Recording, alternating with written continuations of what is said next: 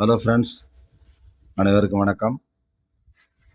இந்த சம்மில் என்ன கொடுத்துருக்காங்க மற்றும் என்ன கேட்டிருக்காங்க அப்படின்னா, ஏதோ ஒரு அமௌண்ட், அதாவது பிரின்சிபல் அமௌண்ட், இந்த சம்முன்னு சொல்கிறோம் இல்லையா, அதை அவங்க கொடுக்கல. பட் அந்த பிரின்சிபல் அமௌண்ட் 2 வருஷத்தில் கூட்டு வட்டி விகிதத்தில் ரூபாய் 4500 ரைஸ் ஆகுது. சேம் அமௌண்ட்டு 4 வருஷம் கழிச்சு பார்க்கும்போது அது டோட்டல் அமௌண்ட்டு ரூபாய் 6750 இன்க்ரீஸ் ஆகிருக்கு. இதில் அவங்க ரேட் ஆஃப் இன்ட்ரெஸ்ட் ஆர் என்ன அப்படின்னு கொடுக்கல. அதே போல் principal amount P is equal to என்ன, அதையும் அவங்க கொடுக்கல. இப்போ இந்த கணக்கில் என்ன கேட்குறாங்கன்னா, இந்த பிரின்சிபல் அமௌண்ட் என்ன அப்படின்னு கேட்குறாங்க. இதுதான் இப்போ கொஷின்.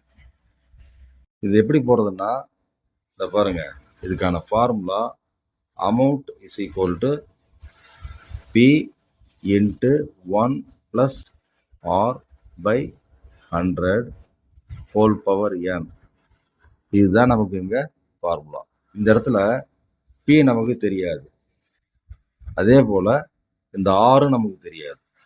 இப்போ நம்ம கண்டுபிடிக்க வேண்டியது P is equal to what, இதுதான்.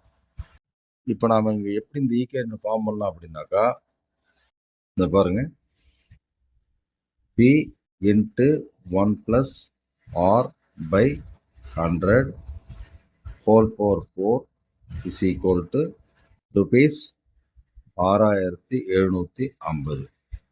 அதாவது இந்த 6750 அப்படிங்கிறது 4 வருஷத்தில் நமக்கு கிடைக்கக்கூடிய மொத்த தொகை.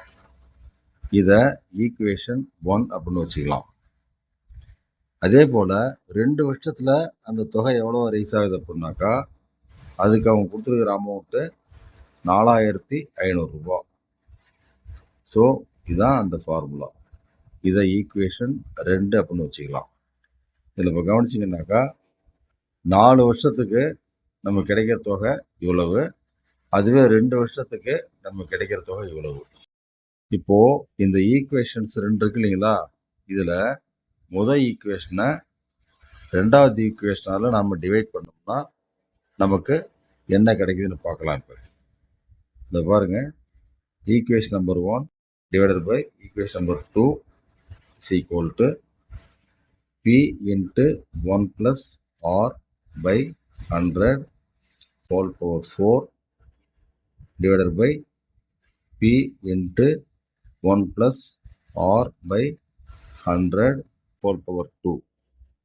Now this is equal to rupees 6750 divided by rupees 4500. இதை சிம்பிளிஃபை பண்ணுறப்ப நமக்கு என்ன கிடைக்கும், இந்த இடத்துல ஸ்கொயர் இருக்கும், இந்த இடத்துல இந்த 4க்கும் அடித்தோம்னாக்கா இங்கே பவர் 2ன்னு கிடைக்கும். அதே போல் இந்த பிரின்சிபலுக்கும் அடிபட்டு போகும். இங்கே கிராஸ் பண்ணோம்னா 0 and 0 அடிபட்டு போகும். ஸோ நமக்கு ஃபைனலாக என்ன கிடைக்கும்னாக்கா, this gives 1 plus R by 100 whole square is equal to 675 divided by 450. இப்போ இங்கே நாம் கிராஸ் பண்ணோம்னா 3/2 அப்படின்னு வரும். Therefore 1 plus r by 100 the whole square is equal to 3/2. இப்போ இந்த வேல்யூவை நாம் ஈக்குவேஷன் 1 அல்லது ஈக்குவேஷன் 2 இதில் எதுலையாவது ஒன்று சப்ஸ்டியூட் பண்ணோம்னா நமக்கு பிரின்சிபல் அமௌண்ட் கிடைச்சிரும். இப்போ உதாரணத்துக்கு ஈக்குவேஷன் 1ல் நாம் சப்ஸ்டியூட் பண்ணதா வச்சுப்போம்.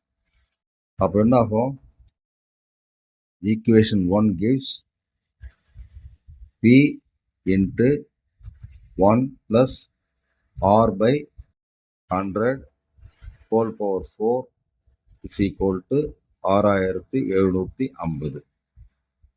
இப்போ இந்த இடத்துல நமக்கு என்ன கிடைச்சிருக்குனாக்கா, இங்கே ஸ்கொயர் தான் கிடைச்சிருக்கு, வேற இங்கே இருக்கிறது பவர் 4.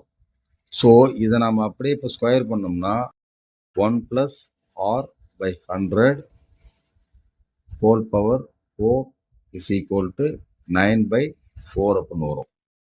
ஸோ இந்த இடத்துல இந்த என்டையர் வேல்யூவை நாம் அப்படியே மாற்றுறோம். இப்போ இதிலிருந்து நமக்கு என்ன கிடைக்குது அப்படின்னாக்கா P into 9/4 is equal to 6750.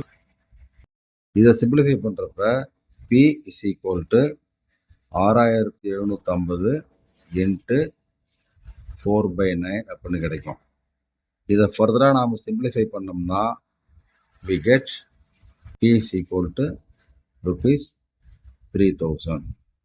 இதுதான் உங்களுக்கு ஆன்சர். இதுதான் அவங்க கேட்டிருக்கக்கூடிய அந்த sum or the principal amount. சரி, இப்போ இதே வேல்யூவை ஈக்குவேஷன் 2ல போட்டு பார்ப்போம்.